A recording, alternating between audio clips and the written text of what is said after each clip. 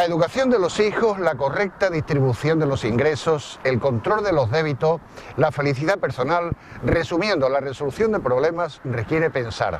Por lo tanto, la pregunta sería la siguiente: ¿qué es pensar? ¿O sabemos pensar? Saber pensar es muy necesario, pero como todo requiere un aprendizaje. Pensar es la forma que tenemos de dominar la realidad. Aprender a pensar es aprender a preguntar. A lo mejor se puede solucionar un problema modificando, ampliando, reduciendo, disminuyendo o invirtiendo. Si queremos hacer un poquito de alquimia matemática, pues cómo se podría convertir un 86 en un 68 o un 96 en un 69, simplemente invirtiendo los números. Eso pasa muchas veces con los problemas que tenemos. Ojo que es muy fácil confundir el pensamiento con la emoción, porque la persona superficial no piensa, no profundiza, no cuestiona. Pensar es un arte que encierra una pedagogía. El pensador detecta rápidamente la realidad de las situaciones. Miren ustedes, vivimos dominados por las emociones y estas nos obstaculizan para tomar las decisiones, es decir, los caminos adecuados para la resolución de un problema. El que piensa sabe separar el grano de la paja. Los peores enemigos de pensar, ¿cuáles son? Pues la improvisación y la comodidad, porque pensar lógicamente requiere un esfuerzo y hay que tener calma.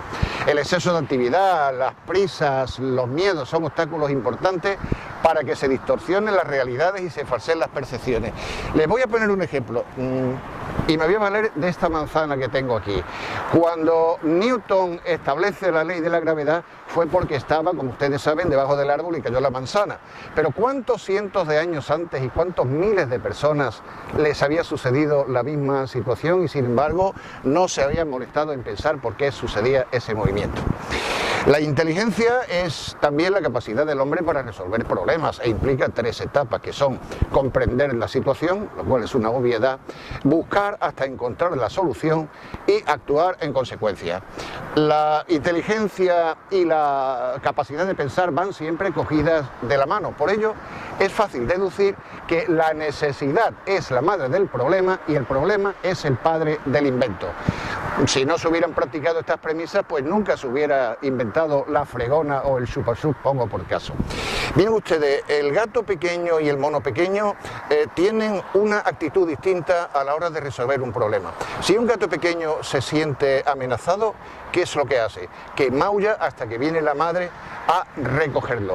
En cambio, el mono lo que hace cuando se ve agredido en peligro es dar un salto y ponerse, trepar al lomo de la madre. Esta podría ser la diferencia entre la persona que piensa y el que no piensa. Uno se deja rescatar y el otro coge el toro por los cuernos y se enfrenta al problema.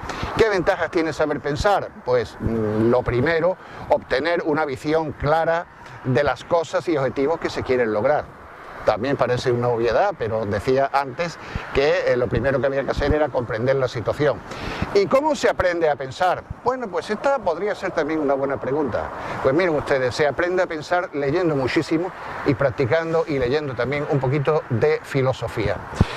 Termino con un pequeño cuento muy breve que nos va a ilustrar. Había un monje que estaba cerca de un estanque y la luna se estaba reflejando en el agua. El monje quería coger la luna, quería verla de cerca y metió las manos intentando cogerla. Claro, mientras más movía las manos, más se perdía en las fluctuaciones que hacía el agua. Y él, insistiendo, se tiró de cabeza al estanque tratando de coger la luna. El pobre, como no sabía nadar, lo que le pasó es lo que se imaginan ustedes, sí, que se ahogó.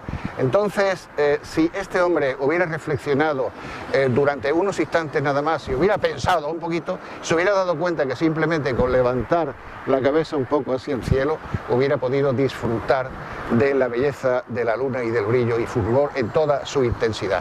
Pues hasta aquí ha llegado el comentario de hoy. Les dejo con una reflexión. Creo que con este comentario he aportado material para que todos pensemos un poco. Pues hasta el próximo comentario.